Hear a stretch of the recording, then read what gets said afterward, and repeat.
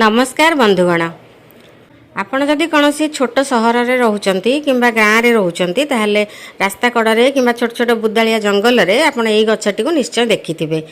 February मासरे प्रायतः ये फूल सब फुटी थाए जोड़ा कि गोछा गोछा होइकी फुटी थाए। आउ यार रंग किछि गछरे देखिबे धला धला रंगर फूल होता है, आउ किछि गछरे धला पाखुड़ार मझिरे अल्प टिके पिंक कलर देखा जाए। आउ एथुर किछि बास्ना मध्य बाहरी थाए। यही गछटी गोटे बुदालिया गछ आउ यार हाइट प्राय 1 ରୁ 2 मीटर भितर होता है। आ पत्र गुड़िक प्रायतः बड़ बड़ होता है, आउ सेथिरे लोम सब रही है माने हेयरी होता है। फल गुड़िक गोल गोल एवं पाचिले तार रंग गाढ़ नील रंगर होता है, जार चारिपटे रेड कलर कैलिक्स लागिकी रही है। यही गछटी साधारणतः दक्षिण एशियार देशगुड़िक विशेष भाव में देखा जाए। आउ यही गछटी को ओडिशा रे विभिन्न स्थान में विभिन्न नाम रे जानी थांती। किछि अंचल या कुकुर छेलिया कहती, किछि अंचल या जागर फूल मध्य कहती, कारण शिवरात्रि बा जागर रे किछि अंचल रे एही फूल को शिव को चढ़ा जाय थाए। आउ केतेक अंचल कुमुटी एवं केतेक अंचल उमुटी आदि मध्य कही थांती। आपणक अंचल रे एही सुंदर फूल थिबा गछटी को केउ नाम रे जानती मते कमेंट सेक्शन में निश्चय लिखंतु। हिंदी रे एहाकू भांट भंडीरा घेटो आदि कहा जाए। आ संस्कृत रे भंडीर भांडी भांटक नाम रे जाना जाए। इंग्लिश रे एहाकू हिल ग्लोरी बावेर कहंती।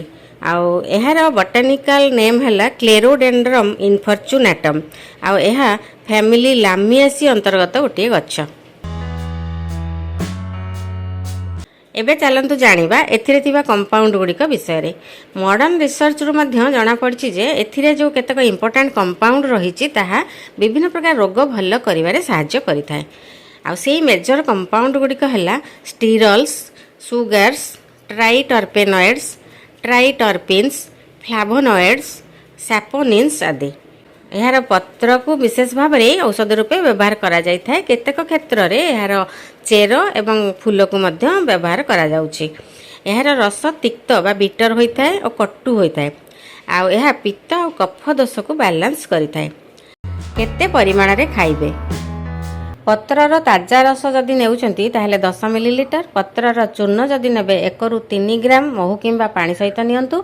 आ पत्रर क्वाथ जदि नेउचंती ताहले 10 ରୁ 20 मिलीलीटर नेबे। आ बाहर चर्म रे लगेबा पई पत्रर रस किंबा पत्र बट्टा को आपण व्यवहार करि परिबे, किंतु आपण कोनोसी आयुर्वेदिक डॉक्टर को सहित परामर्श करी एहाको सेवन करंतु। एहाको अधिक परिमाण रे सेवन कले एहा आपणकर क्षति करिवो। एबे आसंतु जानिबा कुकुर छेलिया गछटी कौन कौन सबू रोग पई व्यवहार करा जायथाय। व्यथा और दरज दूर करिथाय। आधुनिक गवेषणा जहाँ कि मूषा मानक उपरे होईछि सेथिरु जहाँ जना पड़े जे एहार पत्रर रस बा पेस्ट को आर्थराइटिस रो स्वेलिंग आ पेन दूर करिया पई व्यवहार करिहेबो। एथिरे क्लेरोडल, क्लेरोडोलन आ क्लेरोडोन नामक ट्राइटरपेनाइड्स अच्छी एवं क्लेरोस्टिरल नामक एक प्रकार स्टिरल अच्छी जହାର कि आंटी इनफ्लेमेटरी गुण रही बा व्यथा कमेबार गुण रही। तेणु कौन स्थान रे जदि रांपी हो गला कि गोड़ मकची हो गला किंबा आर्थराइटिस जोगु जदि आपणकर आंठू गंठी कि जॉइंट जगह गुड़िक दरज होउची, स्वेलिंग होउची, फुली जाउची, ताहले आपण एही गछर पत्रर पेस्ट को सेठी लगांतु। ता द्वारा आपणकर व्यथा दूर हो जिवो। कुकुर छेलिया पत्रर रस रे हळदी को बाटिकी जदि लगाउचंती ताहले मध्य आउरी शीघ्र व्यथा कमी थाए। ज्वर कमाई थाए। छत्तीसगढ़ आदिवासी लोक माने एहार पत्र को ज्वर न हेबा पई चोबाई खाई थांती। आउ एहा ज्वर कमाइबारे सहाय्य करिथाए। जदि काहाकू ज्वर होता है ताहले कुकुर छेलिया पत्रर रस 10 ରୁ 15 ml लेखा दिन को 2 थर जदि देबे ताहले ज्वर कमी जाय थाए। आ विशेष भाव में यह मलेरिया ज्वर कमाइबारे सहाय्य करथाए। लिभर सुस्थ रखे। 2020 रे होइथिबा एक गवेषणा जहाँ जना पड़े जे एही गछर पत्रर ताजा रस 10 ml जदि आपण सेवन करूचंती दिन को 2 थर ताहले आपणकर जते प्रकार लिभर डिसऑर्डर होता है जमते कि जॉन्डिस, फैटी लिभर ये सबू भल होता है। आ ताकू छाड़देले पेटरे होता कृमि को मध्य यह भल करिथाए। कफ और ब्रोंकाइटिस भल करे। 2017 होइतिबा गवेषणारू जଣାपड़ी जे कुकुरछेलिया गछर पत्रर काढ़ा करी जदि आपण पिउचंती ताहले ब्रोंकाइटिस और कफरे आपण उपकार पाइबे। कारण एथिरे ल्यूटियोलिन नामक कंपाउंड अछि और अन्यान्य फ्लाभोनॉइड कंपाउंड सबू रही जहार कि एंटी एलर्जिक गुण सबू अछि। सेथिपाई यह समस्त प्रकार रेस्पिरेटरी प्रोब्लेम को भल करिथाय, रक्त विशुद्ध करिथाय। आपण यार पत्र को नॉर्मल रूम टेम्परेचर पानी रे पकई रखंतु एवं 4 ରୁ 12 घंटा पर्यंत पकई रखिबे। तापर ताको छाणी सेथिरु 30 ml लेखा जदि पीबे ताहले आपणकर रक्त विशुद्ध होइथाय आ तेणु स्किन डिजीज सब होई नथाय। घा शीघ्र सुखाई थाय। जदि आपणकर कोनोसी स्थान रे घा होईची ताहले यार पत्रर रस बा पेस्ट को से घा रे लगांतु, देखिए शीघ्र घाटी सुखीज। कारण एथिरे एंटी माइक्रोबियल गुण अच्छी जहाँकि कौन बैक्टेरियल इन्फेक्शन होगाकू दे न थाए, तेणु घाटी शीघ्र सुखी थाए। हजम क्रिया साहाय्य करे। जदि यार किछि फ्रेश पत्र नहीं ताकू नॉर्मल आमर रूम टेम्परेचर थिबा पानी रे पकाइकी 4 ରୁ 12 घंटा पर्यंत रखिबे। तापरे सेही पानी को छाणी आपण सेथिरु 30 मिलीलीटर लेखाए प्रतिदिन 2 थर पीबे। ताहले आपणकर हजम क्रिया रे हेउथिया जते प्रकार समस्या जेमति कि बदहजमी, गैस हेबा इत्यादि सबू भल होइताय।